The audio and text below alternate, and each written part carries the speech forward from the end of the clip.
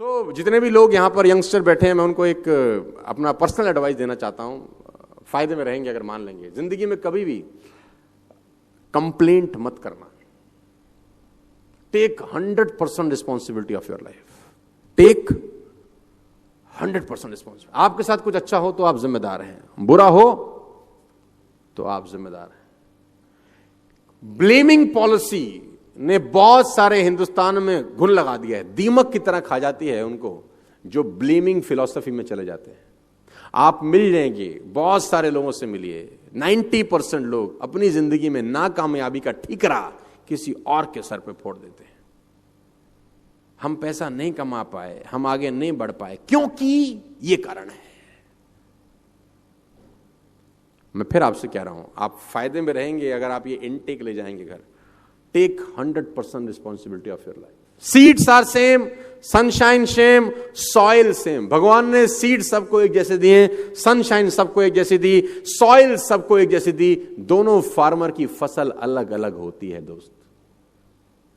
Not because of seeds, soil, sand, because of efforts you put in, because of the activity you put in.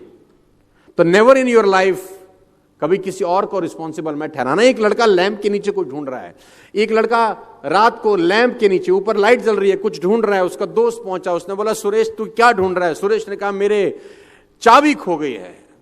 तो सुरेश के साथ उसका दोस्त भी चाबी ढूंढने में लग गया।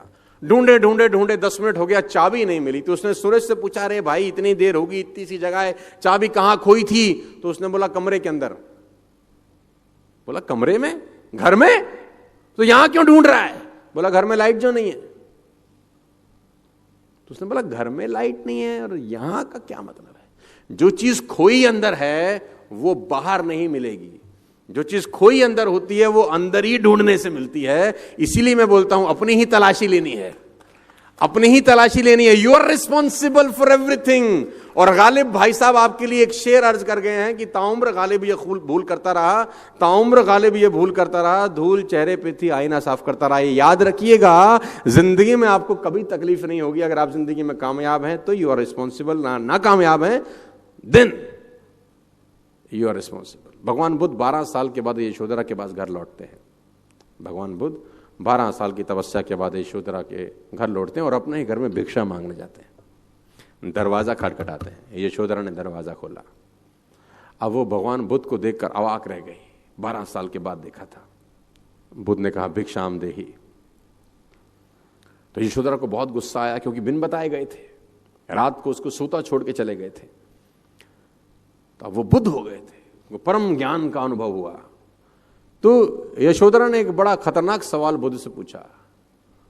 वो भी तो बहुत तेज थी, बुद्ध की पत्नी थी। उसने बोला जिसको खोजने जंगल में गए थे, क्या वो घर पे नहीं था?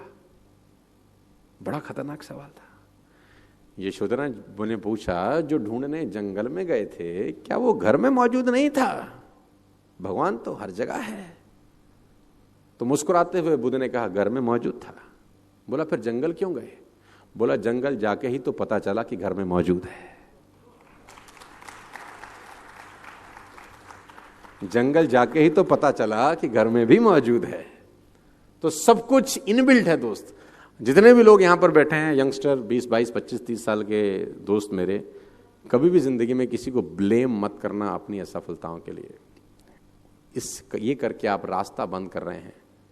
क्यों? क्योंकि जब आप किसी और को ब्लेम करते हैं तब आप खुद पे काम करना बंद कर देते हैं, क्योंकि आपको पता है कि काम इसकी वजह से खराब हुआ तो यही ठीक करेगा,